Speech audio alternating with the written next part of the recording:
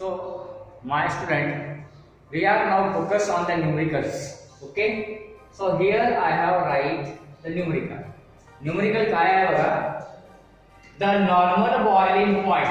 बघा इथे काय आहे? Boiling point सोबत संबंधित आहे. म्हणजे आपल्याला elevation in a boiling point किंवा boiling point elevation वरती आधारित numerical दिलेला आहे.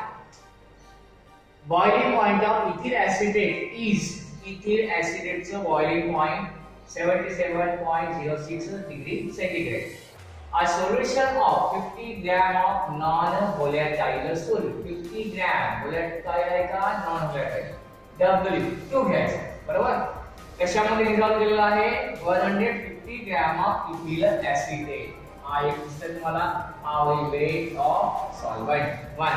नंतर बघा ethyl acetate boils at 84.270 degree Celsius. Evaluate the molar mass काढायचा आहे म्हणजे हा होतोय M2 बरोबर आहे. If Kb दिलेला आहे आणि Kb ची व्हॅल्यू आहे. So what are the given quantities? We have to write here. So solution. So given data. पहिल्यांदा बघा काय दिलेला आहे? W2 is equal to yes 50 gram.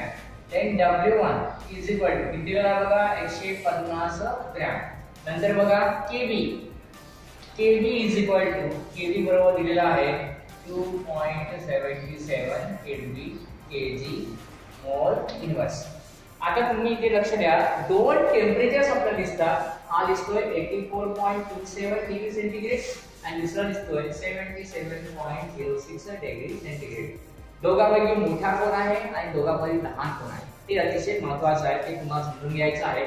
हा कसा आहे मॅक्सिमम आहे बरोबर आणि हा कसा आहे मिनिमम आहे.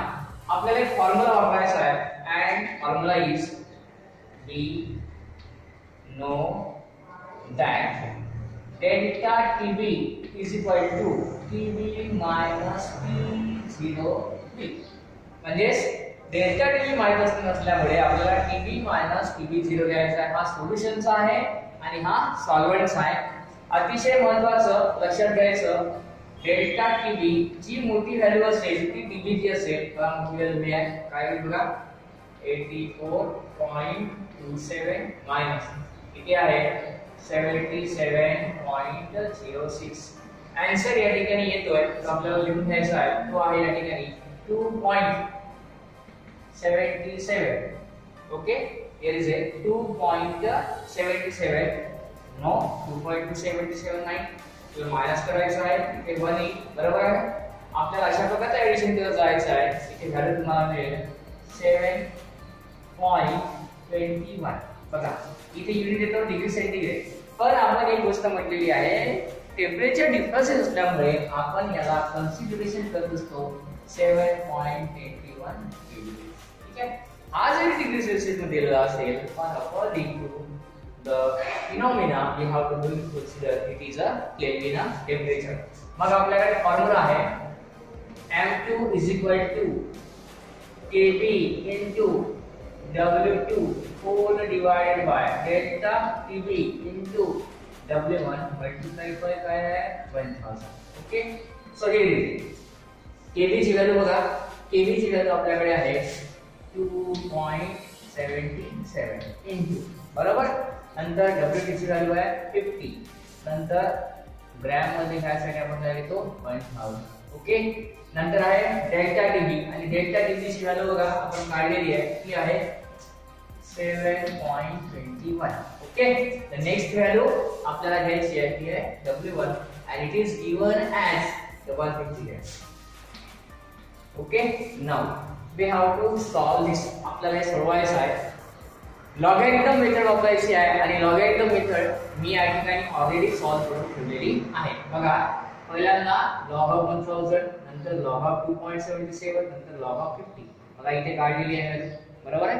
तिघाची ऍडिशन केलेली आहे आणि इथे व्हॅल्यू काढलेली आहे. नंतर डिनॉमिनेटर मध्ये काय आहे 7.21 into 150. बघा हे 7.21 चा लॉग आहे हे 150 चा लॉग आहे. दोघांची ऍडिशन केलेली आहे.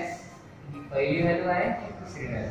मग दोघांचं काय केलेलं आहे डिफरन्स काढलेला आहे तो आहे 2.1075. याचा आपण आता अँटीलॉग आलेला आहे आणि तो आलेला आहे 1.280 into 10 to the power 2. बघा मी इथे लिहितो 1.280 10 to the power 2 is equal to, आता मी इथे लिहितोय मल्टिप्लाय करायचोय 128. मोलर मास आहे ते डेफिनेटली युनिट राहील ग्रॅम पर मोल किंवा gram mole inverse molar mass आहे. पण हा युनिट कसा येतो ते आपल्याला बघायचं आहे. बघा युनिट येतो ना 2.77 चा युनिट बघा काय आहे बघा केल्विन केजी मोल इन्व्हर्स बरोबर. 50 चं बघा काय युनिट आहे ग्रॅम. ओके 1000 चं युनिट काय असते gram mole yes gram and KG inverse.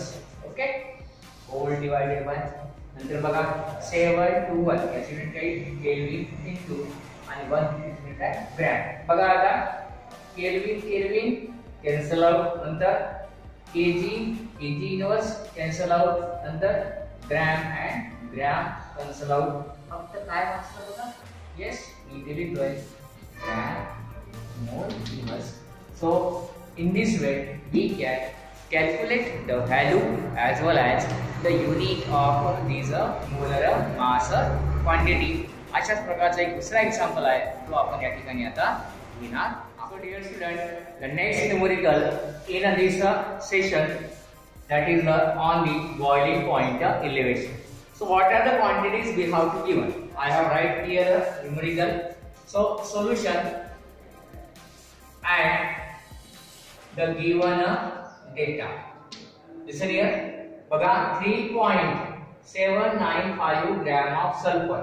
म्हणून याला आपण म्हणू W2 is equal to 3.795 gram. Okay. Dissolve in W1 दिलेला आहे आपल्याला 100 gram of sulfur disulfide. 100 gram आहे बरोबर आहे. The solution is boils at the solution TB should be 319.81. ते ऑलरेडी केल्विन दिलेला आहे. Okay what is the molecular formula of sulphur in a solution. म्हणजे हा जो सल्फर डायसल्फाइड आहे त्या ठिकाणी सल्फरचे किती मॉलिक्युल आहेत ते काढायचं आहे. नेक्स्ट दिलेला आहे आपल्याला द मॉलिक्युलर फॉर्म्युला कॅल्क्युलेट करायचा आहे. The boiling point of solvent that is a T0B should be 319.45 kelvin. तुम्ही एक गोष्ट ऑब्झर्व केली असेल फॉर्म्युला आपल्याला मिळणार आहे Tb मायनस Tb0. हा मोठा आहे आणि हा लहान आहे म्हणून आपण या ठिकाणी कॅल्क्युलेट करून घेऊ. बघा delta Tb is equal to Tb minus T0B is equal to पहिले बघा 319.81 minus 319.45 and the answer या ठिकाणी आपल्याला घ्यायचा आहे. तो आन्सर आहे या ठिकाणी आपण घेणार आहोत. बघा काय आहे बघा 319.81 minus 319.45. So in that section there is a calculation आपल्याला मिळणार आहे 0.36. okay बरोबर. Now we have know that M2 is equal to पहिल्यांदा आपल्याला मोलर मास करावा लागेल. फॉर्म्युला काय आहे Kb into W2 whole divided by delta Tb into W1 आणि मल्टिप्लाय करायला 1000. Okay now we have to substitute the values. Value बघा Kb ची व्हॅल्यू किती आहे. Kb should be going in that section. Listen here boils at. So Kb I think in textbook there is a given and having the value the Kb should be 2.42. The units of the Kb is equal to 2.42 Kelvin kg mole inverse. Okay मग आपण इथे लिहून घेऊ Kb बरोबर 2.42. Okay W2 आपल्याकडे आहे 3.795. Okay multiplied by 1000 whole divided by delta Tb आपण काढलेला आहे. बघा ती व्हॅल्यू आली आहे 0.36 आणि त्यानंतर आहे आपल्याकडे W1 आपल्याकडे आहे 100 ग्रॅम. ओके हे समोर कॅल्क्युलेशन करण्यासाठी आपल्याला लॉगॅरिथम वापरावं लागते आणि लॉगॅरिथमचं कॅल्क्युलेशन ऑलरेडी मी या ठिकाणी केलेलं आहे. बघा, log of 1000, log of 2.42, log of 3.795 या सर्वांचं लॉग पाहून त्याची ऍडिशन केलेली आहे, इथे लिहिलेली आहे. नंतर हे डिनॉमिनेटर मध्ये आहे, या सर्वांचं लॉग पाहून ही व्हॅल्यू इथे लिहिलेली आहे, दोन बॉक्सेस केलेले आहेत. या दोघांचा डिव्हायडेड असल्यामुळे आपण या ठिकाणी डिफरन्स काढलेला आहे. तो डिफरन्स आलेला आहे आपल्याकडे, मी लिहून देतो. m2 is equal to difference आहे आपल्याकडे 2.551 into 10 to the power 2 is equal to 255.1. बरोबर आहे, त्याला गुणायचं आहे. ऑलरेडी मी तुम्हाला सांगितलेलं आहे मगाशीच ग्रॅम पर मोल इन्व्हर्स. बरोबर, m2 ची व्हॅल्यू आपल्याकडे निघालेली आहे. क्वेश्चन काय आहे आपल्याकडे, what is the molecular formula of sulfur in the solution. म्हणून आपल्याला काढायचं आहे the number of atoms of sulfur is equal to, formula आपल्याकडे, फॉर्म्युल्यामध्ये आपण घेतोय या ठिकाणी बघा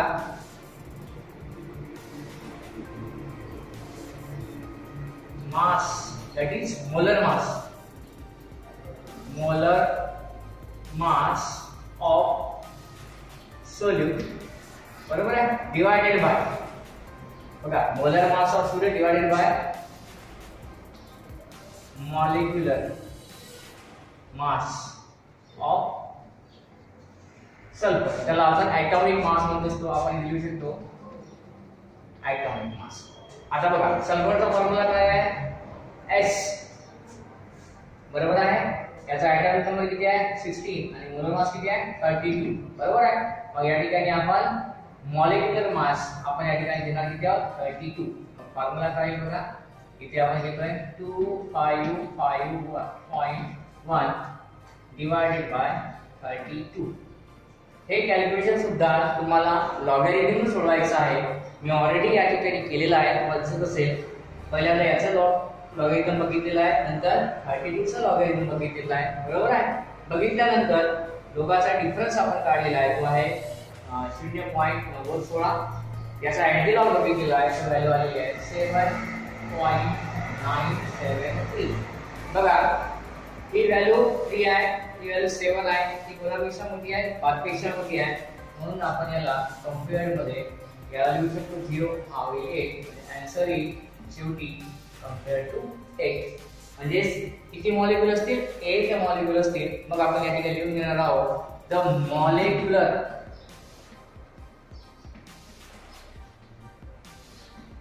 formula of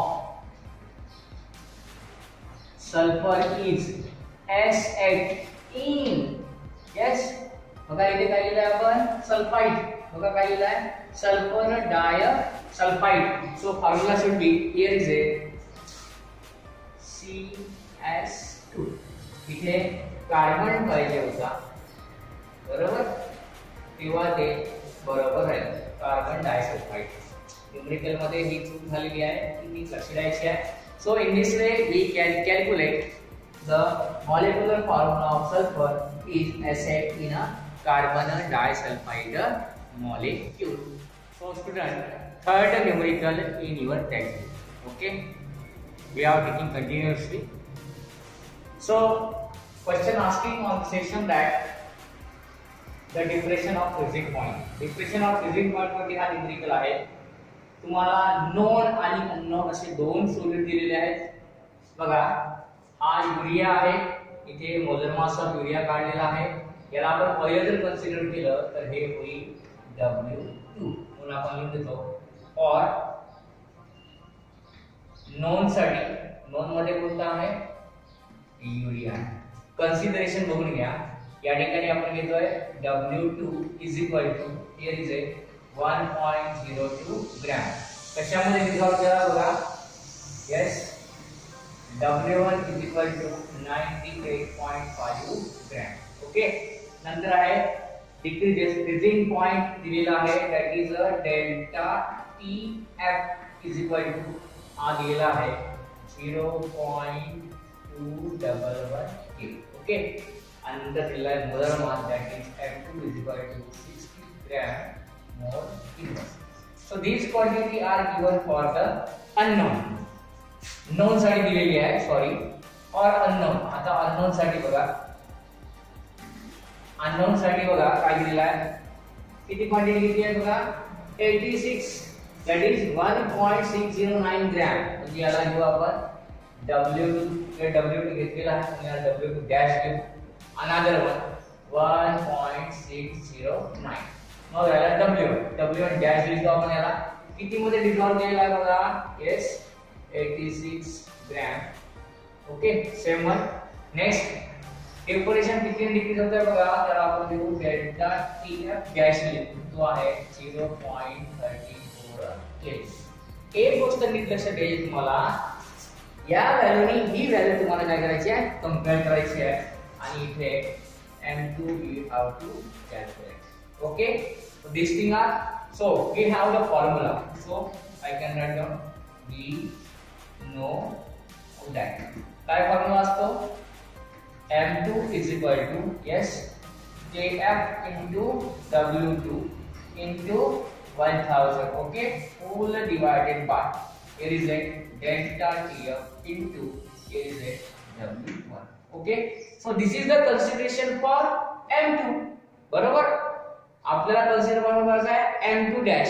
M2 डॅश साठी काय होईल बघा, जर आपल्याला घ्यायचं असेल तर फॉर्म्युला काय येईल, M2 dash is equal to इथे येईल तुमचं KF सारखंच राहणार आहे, इथे राहील W2 डॅश घ्यायचं इनटू 1000 होल डिवाइडेड बाय इथे येईल डेल्टा TF हा राहील डॅश मध्ये इनटू W1 डॅश. दोघांचं कंपॅरिझन करू, this is the number 1 this is the number 2. Comparing both one काय होते नीट लक्ष द्या, काय करता येईल ते बघूया आपण याचं कन्वर्जन करू. जी कॉमन क्वांटिटी आहे ही कॉमन आहे, बरोबर आहे, आणि सुद्धा काय आहे कॉमन आहे. ठीक आहे, दोन्ही कॉमन असल्यामुळे आपण याला कंपॅरिझन करून बघू काय होते. ती लक्ष द्या, फॉर्म 1 आहे बघा, बाकी सारी क्वांटिटी कोणती आहे, now comparing the similar quantities are here. So we can write equation 1 becomes, आता मी काय करतोय इक्वेशन ठेवतोय, ती मिळेल तुम्हाला M2 into yes delta TF into W1. Okay, then whole divided by, so this quantity, so W2 is equal to KF into 1000, that is number 3. Okay, so equation 2 becomes what going on here, here is a M2 dash into delta TF dash into W1 dash whole divided by, here is a, the remaining should be W2 dash and here is a KF multiplied by 1000, that is 4.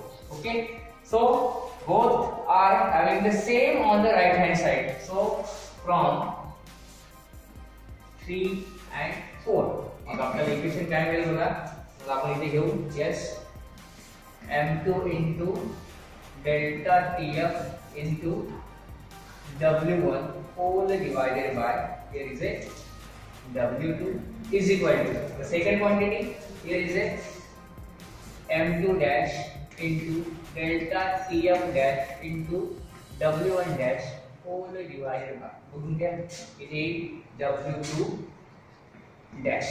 So what we have to calculate, आपल्याला M2 calculate करायचा आहे, M2 dash calculate करायचा आहे. मग rearrangement होईल, आपण घेतोय yes what is the quantity, here is a M2 into delta TF into W1. Okay, listen here, the multiplied by W2 dash whole divided by. Okay, इथे already काय आहे W2 आहे, नंतर इथे काय येईल yes delta TF dash. Okay, and here is a W1 dash is equal to M2 dash. आता value कुठे करून घेऊ आपण बघा, इथे किती झाला 1 2 3 4, therefore M2 is equal to M2 ची व्हॅल्यू बघा, M2 ची व्हॅल्यू आपल्याकडे आहे 60. ओके, डेल्टा TF ची व्हॅल्यू आपल्याकडे 0.211 इनटू. ओके, नंतर आहे W1 आपल्याकडे आहे yes, 98.5, okay, into the W2 dash, that is 1.609 whole divided by, सर्वांना डिवाइड करायचं, W2 घ्यायचं, W should be 1.02 into, okay, नंतर काय घ्यायचं आहे लक्ष द्या, delta TF dash, that is 0.34, okay. The next one, the last one, W1 dash, where is W1 dash? That is 86, okay. So how we are going to solve this one? दोघांचाही comparison केला आपण, non आणि अननोनचं, दोघांमध्येही ही quantity count right hand साइडला, मग ह्या दोघांचं comparison केलं आपण आणि थोडंसं रिअरेंजमेंट करून मी कॅल्क्युलेशन करण्याचा प्रयत्न करतो आपण.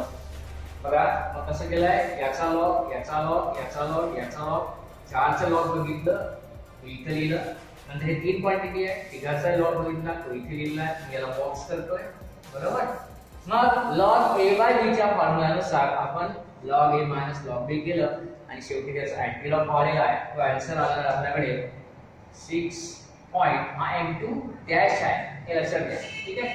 6 point that is a 726, okay, into 10 to the power 1, म्हणजे हा किती होईल 67.26 ग्रॅम. आता बघा ही 5 पेक्षा मोठी व्हॅल्यू आहे, म्हणून काय लिहिलं ठिकाणी 67.3 मोलर मास असल्यामुळे या ठिकाणी युनिट येईल ग्रॅम मोलर इन्व्हर्स. थोडासा न्यूमरिकल हा आपल्याला पाहता क्षणी वेगळा वाटतोय, पण जेव्हा आपण सॉल्व्ह करतोय तेव्हा लास्ट टाइम लॉगॅरिथमचा वापर करून हा न्यूमरिकल अतिशय सोप्या पद्धतीने सॉल्व्ह होऊ शकतो. तुम्हाला अशाच प्रकारे एक्सरसाइज मध्ये न्यूमरिकल आहे या दोन्ही टॉपिक वरती. पहिला टॉपिक आहे इलेव्हेशन इन बॉइलिंग पॉइंट, दुसरा आहे preparation in a freezing point. यावरती आधारित न्यूमरिकल एक्सरसाइज मध्ये आहे.